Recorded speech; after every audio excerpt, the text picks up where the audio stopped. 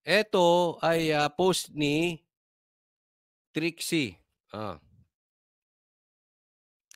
Mukhang hindi sumasagot o nagsasalita ang gobyerno natin tungkol sa anti-vax campaign ng US military na nagresulta sa pagkamatay ng libu-libong kababayan natin.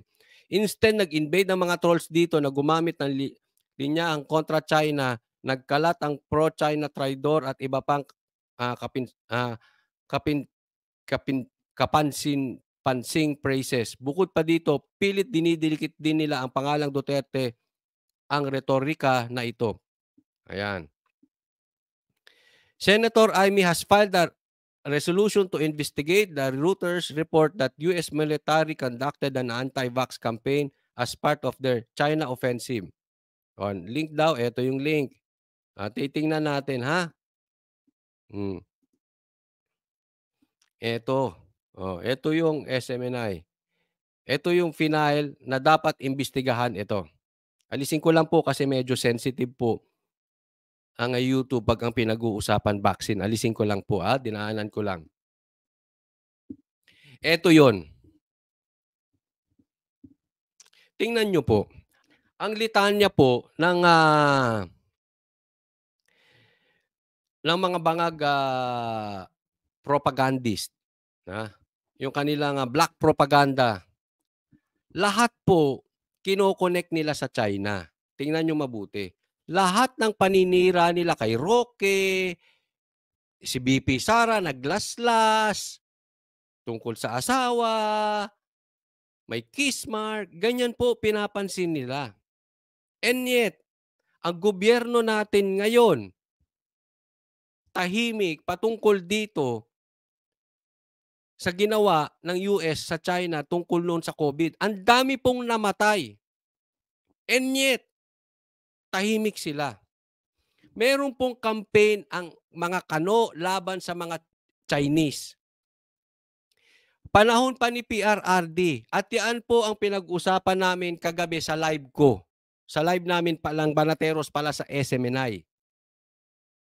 Paninira lang yung ginawa ng US, siniraan yung vaccine. And yet, ng vaccine ng China, and yet, maraming namatay po post-pandemic doon sa vaccine galing Amerika.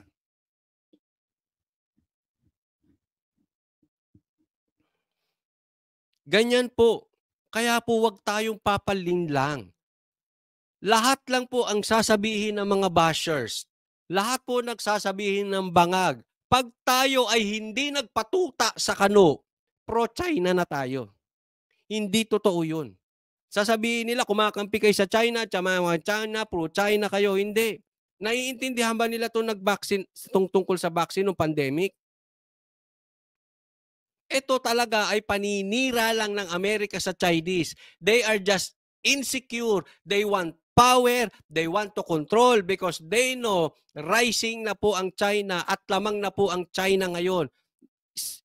Sinabi pa nga na hindi mananalo ang Amerika ng gera laban sa Chinese. And that is the truth. Kaya po itong mga bangag natin na mga bangag vloggers, wala kayong komento patungkol dito? Lahat lang ididikit nila as pro-China, pro-China, pro-China. Hindi po. Nagpapagamit tayo sa kano ngayon. Yan ang katotohanan. Kano ang manggagamit. Yung gobyerno po, hindi yung mga Americans, may mga mahal tayo mga Amerikano. Hindi po yung tao, yung gobyerno nila. Ang tanong, bakit tayo nagpapauto? Ako, Sinovac ako, sabi ni Mark. At sa edad namin, kahit konti wala akong naramdaman. Sinovac din po ako. Sinovac. Mukha ba ako may tama? Okay naman, di ba? Huwag tayong papagamit sa Amerika. Huwag tayong papauto sa makakano. Huwag tayong magpakatuta dyan sa mga yan. Hindi ko naman alam bakit tong administrasyon nating ito nagpapatuta sa mga kano.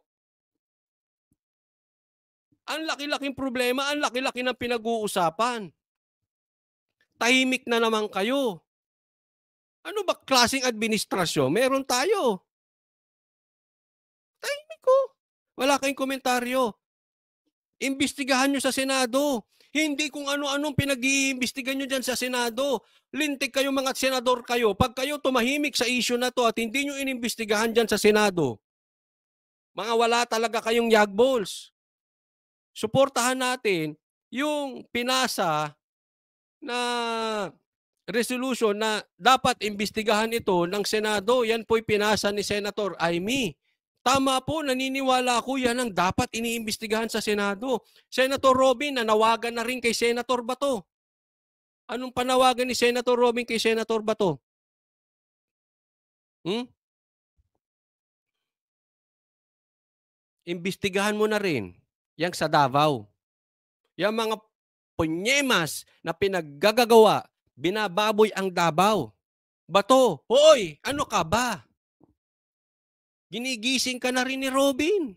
May panawagan na rin sa'yo. Huwag na yan mga kung ano-anong liklik na yan. Imbestigahan nyo bakit ginanyan ng KOJC. Mga kaibigan nyo yan. Taga Davao kayo. Binababoy ang Davao. Nagpadala na napakaraming sundalo ay pulis doon. May pulis naman ng mga taga Davao tapos pinagtatanggal. Pipi ba kayo, Senator Bato? Hindi po kami galit kay Senator Bato. We still love Senator Bato. Ulitin ko si Senator Bongo. Oh, pero pipi na ba kayo? Ano na nangyayari sa inyo? Imbestigahan nyo yan sa Senado. Ito, dalawang importante. Dalawang importante na dapat na imbestigahan sa Senado. Yang nangyari, yang sinisiraan, muntik makamatay, ang daming nangamatay ng mga Pilipino dahil late kayong nagpadala. Ayaw nyo, hinuli nyo ang Pilipinas pero sinisiraan nyo ang vaccine ng China. Pero ang late nyo nagpadala, ang late nyo kulang-kulang ang huli ang Pilipinas sa listahan nyo na bibigyan ng vaccine at bebentahan ng vaccine. Buti nga sumaklolo ang Chinese. Sumuklolo ang China. Kung hindi, wala tayong vaccine. Maraming Pilipinong nangamatay. Oh, sabi dito ni Ar, Sinovac din ang vaccine ko. Dahil ang ganda ng explanation ni Dr. Richard Mata. Oh, di ba?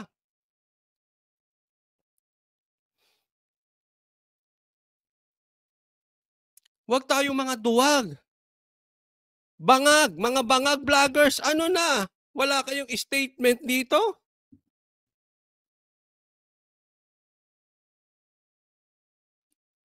Oh, sabi ni JC, magkano kaya kinita ni Risa at Trilon kasi sila yung ayaw sa Sinovac. Gusto nila ng American injection. Yan yun eh.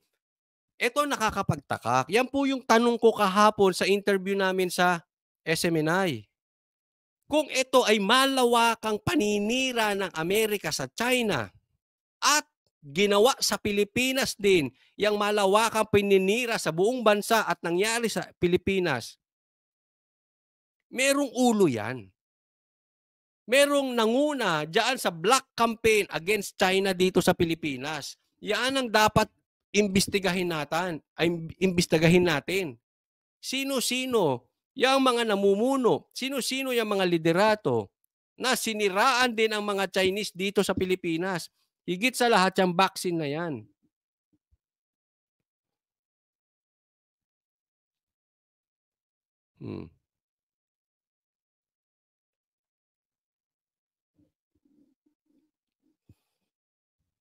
Tapos tahimik. Eh ano na kayo?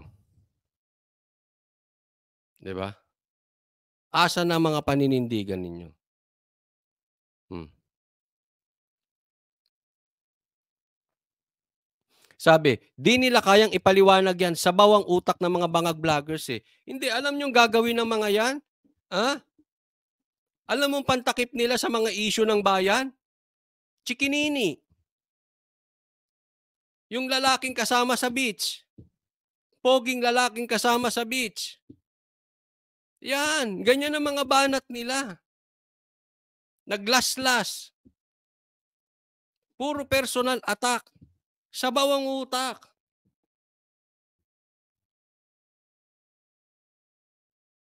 Sabi ni ECT78, Sinovac ang pinaka-mild side effects kumpara sa ibang vaccine and yet effective. Yes, hindi ako nilagnat. Oo, hindi ako nilagnat ng time na yun.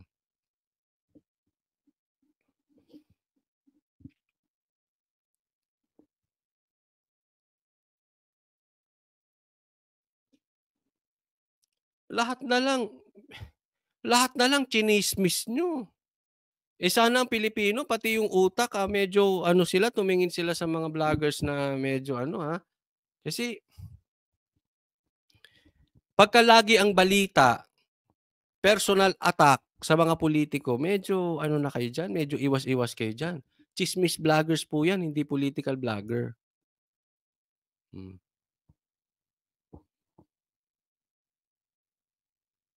'Di ba dito, ayaw nga nila tanggapin ang aplikante 'pag may apply ng abroad totoo 'yan. Muntik akong hindi makasama sa Japan nung nag-Japan kami. Buti na lang ugali ko na 3 hours 'pag local flights, 3 hours nasa airport na ako, 'pagka international 4 hours. Magja-Japan kami that time. Kumpleto ako ng papeles, may vaccine. Tapos hindi ako pinayagan dahil daw Sinovac yung aking injection. Ayaw daw sa Japan. Anong kailangan? Kailangan daw ng RT-PCR. So, bilis-bilisan ako kukuha ng RT-PCR nung gabi na yon. Buti na lang may oras ako at nakapag-RT-PCR pa ako. Pagdating namin sa Japan, hindi naman hiningi yung mga yon. Totoo. Kaya sabi ko, grabe sa'tin kung ano-anong hihingin. Pagdating dun, pinakita ko passport lang.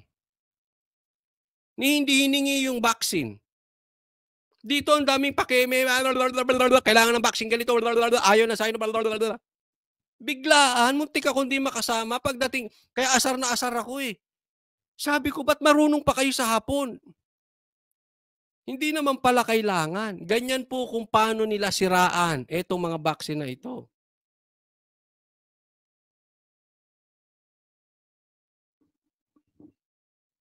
Hmm.